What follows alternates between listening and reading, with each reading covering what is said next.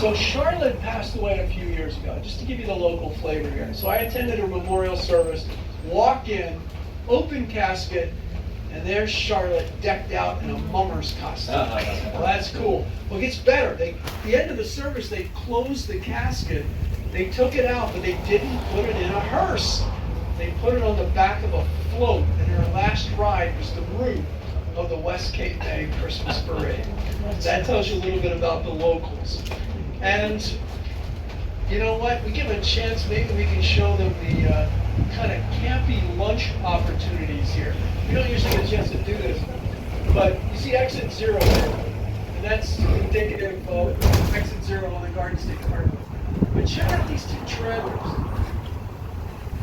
You can do lunch in these little trailers.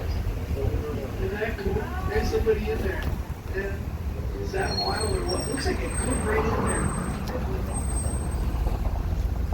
So most of these festivals take place down here at what's known as Wilbraham Park, just on the other side of the light. The park, it's not real big, but it was donated in 1922 by this guy named John Wilbraham. He was loaded. He owned the Philadelphia Iron Works. The rumor was that he actually had a train line ran all the way to his back door, so he could basically get off the train and go in his own house. The house, his mansion still remains. He acquired the old Hughes farmhouse, and then he went about Victorianizing it, with towers and porches. But we can show you this place once traffic lets up, which will be what, next Tuesday? That's what I like it. Yeah, usually we can kind of cruise through. But there's the park. On the other side are these four places. His is the last one. We'll point it out to you. It has a stunning view of the parking lot at CBS. So check that out. But what people love, they come down in the winter because it is an indoor swimming pool.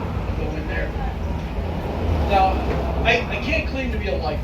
And the reality is I've only been here since 1979, so 45 years coming up on that. And there have been changes in Cape May, but none bigger than defining the tourist season. Because it used to be we'd wave hi to you guys on Memorial Day and sadly wave goodbye on Labor Day, and that's the part that's changed. Now, tourist season extends through New Year's Eve. We'll talk a little bit about how that came about. And I want to show you this Wilbraham Mansion. It's the last one on the left. There's four of them. 1, 2, the yellow one is 3, and then the Wilbraham Mansion is 4. There you go. Nice big place. So the tourist season, why is it extended? All right, so we do Christmas really well. This town gets lit up for Christmas like you wouldn't believe. Not only is the Christmas parade wonderful, but tree lightings and all kinds of different events for the holidays. They do candlelight tours on Saturday nights in Cape May. They open up, I don't know, 10, 12, 15 old churches and old buildings and B&Bs, and you can get into all of them in one night.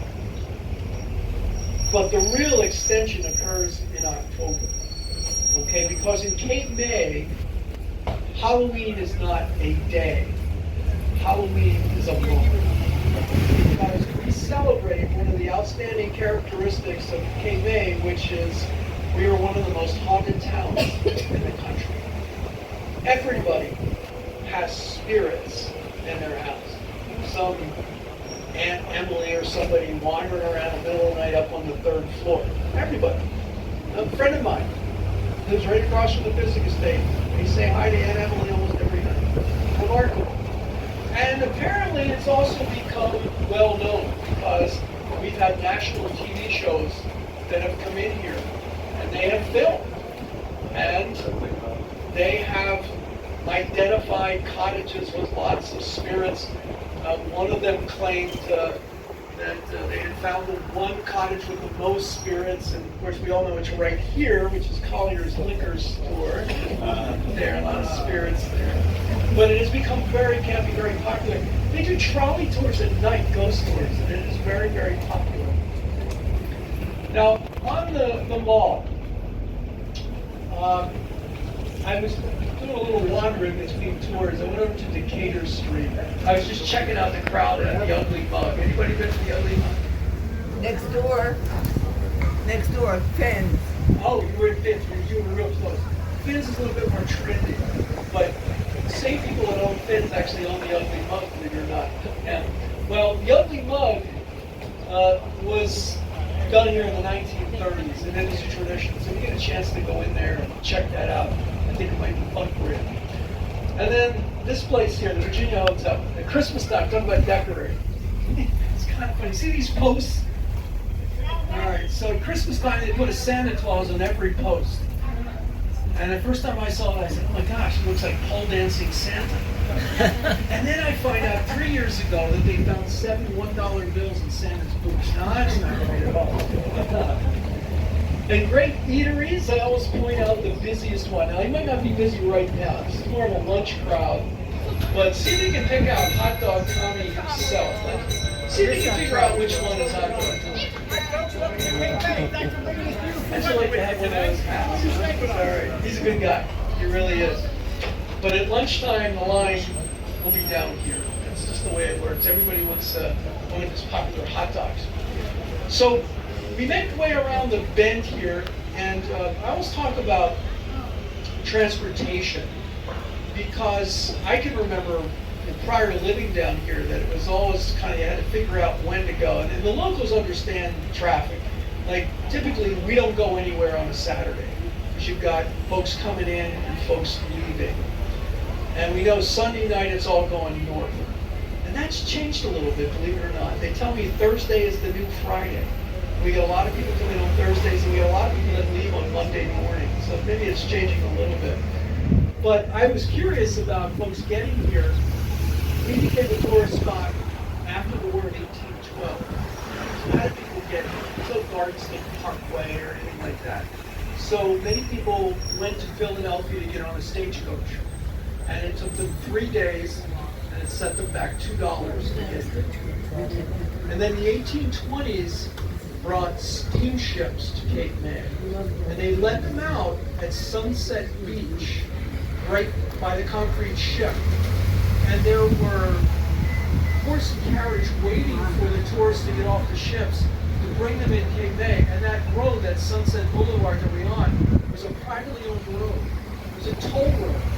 Could you imagine they charge you a toll to get into Cape May? Next thing you know, you're going to tell me that they're charging you to get on the beach too. I mean, it's hard to believe. But the steamships was 11 hours from Philly. And then the Civil War really cut it down.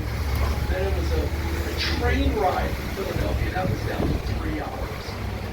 So I would suspect that from Philadelphia on a Saturday, it might take at least 3 hours to get here. Maybe the time is a little better.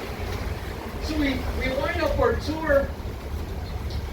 Lots of stories in the buildings. This one had a famous, or maybe it's infamous, third floor, known as a house of negotiated affection. Back in the day, the first floor was a pharmacy. The second floor was an illegal gambling parlor. The third floor was the House of Ill Repute. And the salty locals would put it this way, so cover the end of these ears. Say the gentlemen of the day would take what they won on the second floor up to the third floor, but then they would have to retreat to the first floor to get rid of what they got on the third floor. You guys spent a lot of fun. Thanks so much for joining us today. Have a wonderful stay, again. Thank you.